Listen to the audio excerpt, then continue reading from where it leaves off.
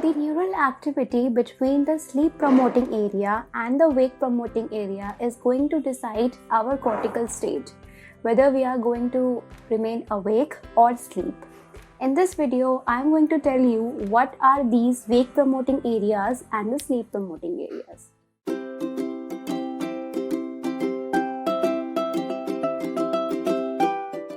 Everyone, welcome back to HM Learnings. I am Harshita, the creator of HM Learnings, where students come to clear their concept and to get the study material. Make sure that you have subscribed my channel. You can also follow HM Learnings on Facebook, Instagram and Twitter for daily updates.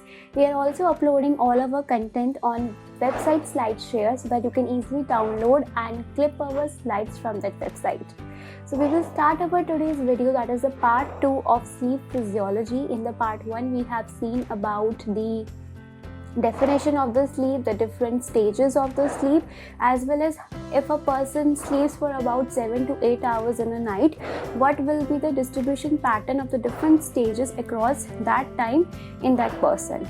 So now it's time to discuss about that what are the areas in the brain which are going to decide or which are going to determine that what will be the cortical state, whether the person is going to sleep or remain awake. So we have a sleep promoting area which is going to promote the sleep, and we have a wake promoting area which is going to promote the wakefulness. So what are these areas in the brain and how the activity and the balance between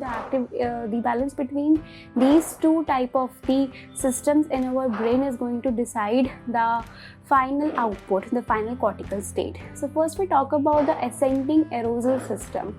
So a little bit about the you can say discovery of the system, that how the scientists come to know that we have certain system in our brain which is actually helping us to get awake or to remain awake.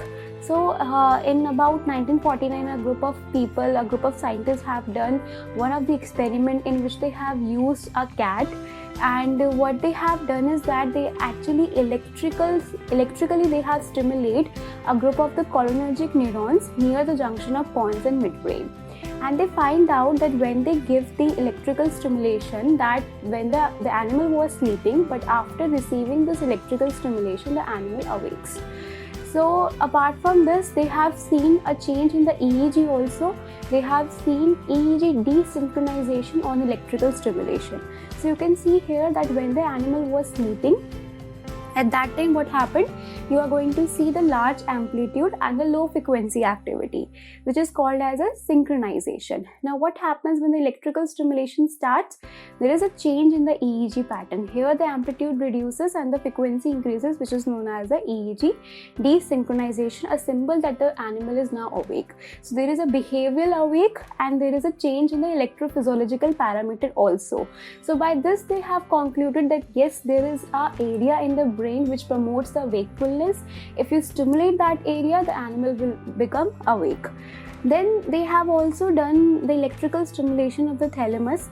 So they have seen that when they done the electrical stimulation of the thalamus, the awake cat is going to be asleep. So after these, a group of another, you can say many studies have been done, many experiments have been conducted, and finally they come to know about a system which is called as a ascending arousal system. So then they define this ascending arousal system, and then they also discuss that what are the components, what are the type of the neurons which are there in this ascending arousal system. So the main function is what? The function is to promote the wakefulness. Now how it is going to promote the wakefulness and what are the neurons, what are the parts which are there in this, we need to discuss that also. So they define it as it is a network of nerve fibers ascending from the brainstem. Okay, it is ascending from the brainstem, which through multiple intermediary sites cause activation of the forebrain during awaking.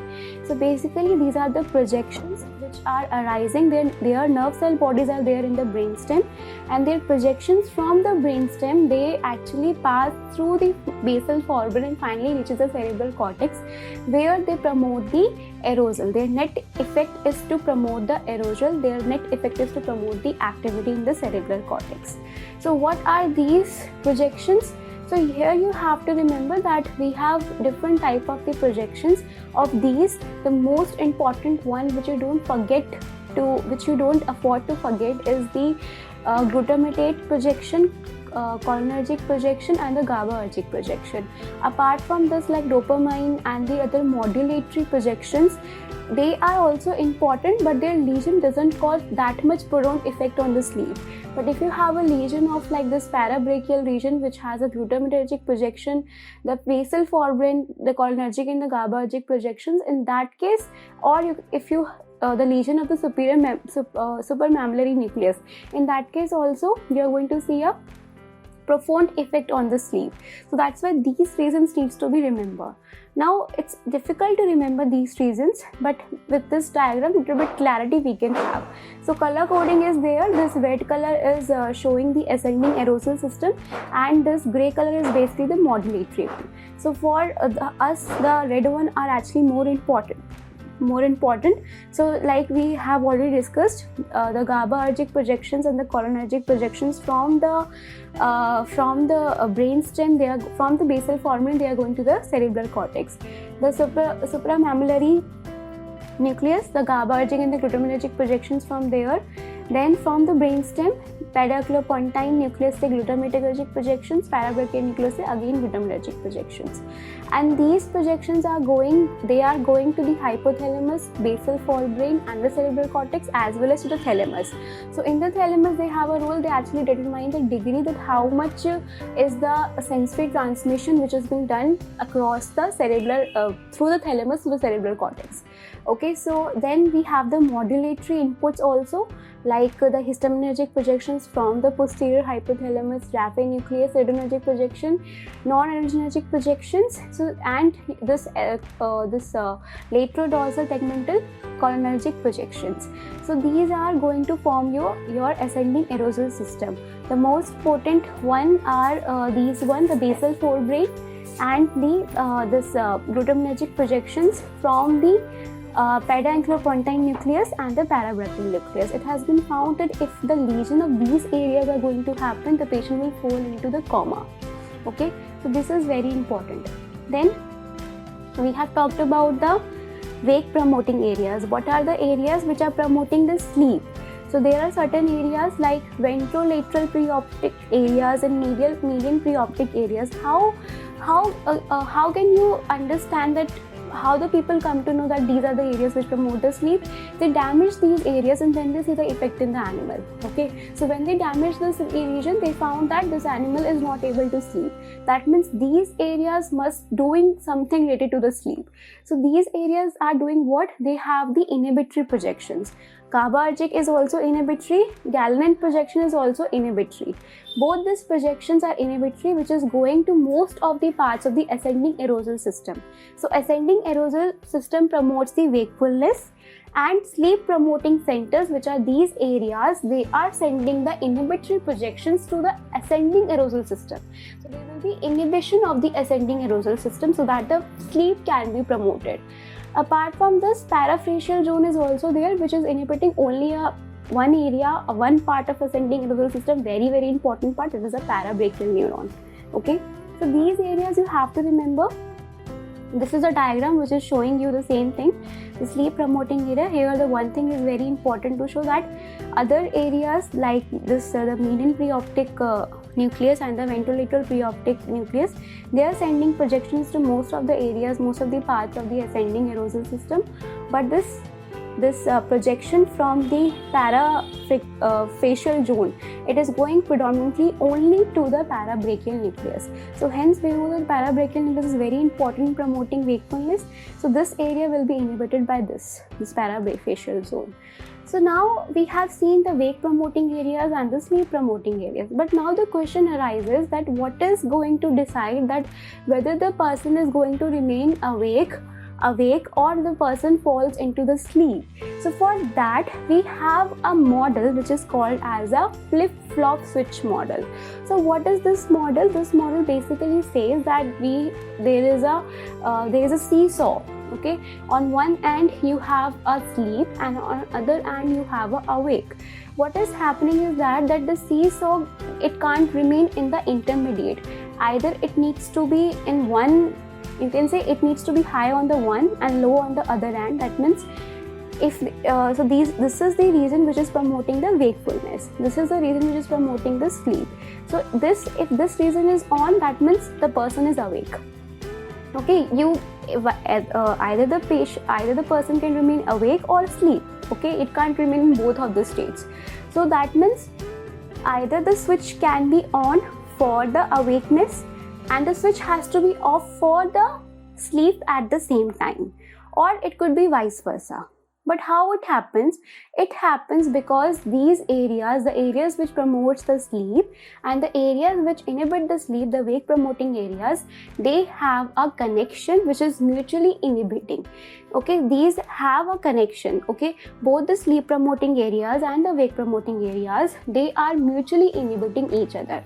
So suppose the person is awake right now. So what is happening as this is awake, what is going to happen? This is inhibiting the sleep promoting areas so that no sleep can happen. Okay, and this is promoted by the orexigenic neurons from the lateral hypothalamus. Very, very important. Okay, we are going to discuss it if I make a video on applied aspect. In that we are going to discuss. So orexin is basically very helpful in promoting the wakefulness. So orexin is actually increasing the activity of these. It is going to maintain the wakefulness, and this has to inhibit the sleep promoting areas, so that only one flip, okay, only wakefulness can be maintained. Okay, now when the person is sleeping, at that case what is going to happen? This is inhibiting the orexigenic neurons as well as it is inhibiting the sleep promoting wake promoting areas. Okay, so that is how the sleep can be happen. So you can see why it is called as a flip-flop, because both these areas are mutually inhibiting each other. This is inhibiting this also and this is inhibiting this also. There is a mutual inhibition between these two, which is allowing the rapid transition between the sleep and the wake state. Okay, there is no stage which lies between sleep and awake. Either the person needs to be in sleep or in the awake state, and that is because of this flip-flop switch model, a neural flip-flop model इसे कहते हैं. And it is just like a switch. Either the switch is open or closed.